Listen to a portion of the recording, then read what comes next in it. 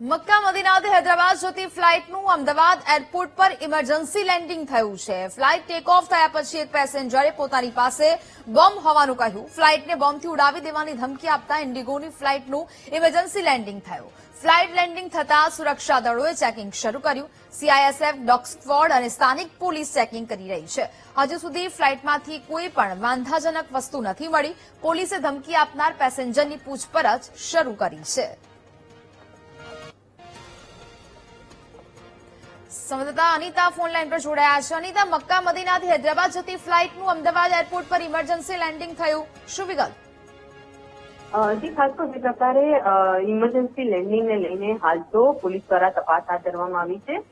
Police તપાસમાં સામે આવ્યું છે કે આજે મક્કા મદીનાથી હૈદરાબાદ જતી ફ્લાઇટની અંદર જે પેસેન્જર દ્વારા ઇમરજન્સી લેન્ડિંગ કરવા માટે તેની પાસે બોમ્બ હોવાની વાત કરી હતી અને બોમ્બ જો હૈદરાબાદ આ ફ્લાઇટ પહોંચે તો ત્યાં બ્લાસ્ટ થઈ શકે છે તેવી વાત કરી હતી, કારણ કે ઓટોમેટિક બોમ્બ બ્લાસ્ટ થવા માટેની તેણે વાત કરી હતી, જેને લઈને આ ફ્લાઇટને ઇમરજન્સી અમદાવાદ ખાતે ટેક ઓફ થયા બાદ તેને લેન્ડિંગ કરવામાં આવ્યું હતું। આ પેસેન્જરની હાલ પોલીસ દ્વારા તપાસ કરવામાં આવી રહી છે। સાથે જે ફ્લાઇટ છે તેને બોમ્બ સ્ક્વોડના સાથે રાખીને ત્યાં ચેકિંગ પણ હાથ ધરવામાં આવ્યું છે।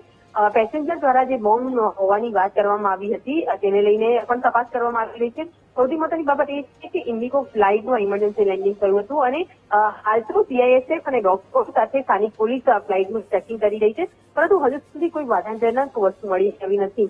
આ પેસેન્જર ક્યાંનો છે અને તેને આ પ્રકારે શા માટે કહ્યું હતું તેની પણ તપાસ કરવામાં આવી રહી છે।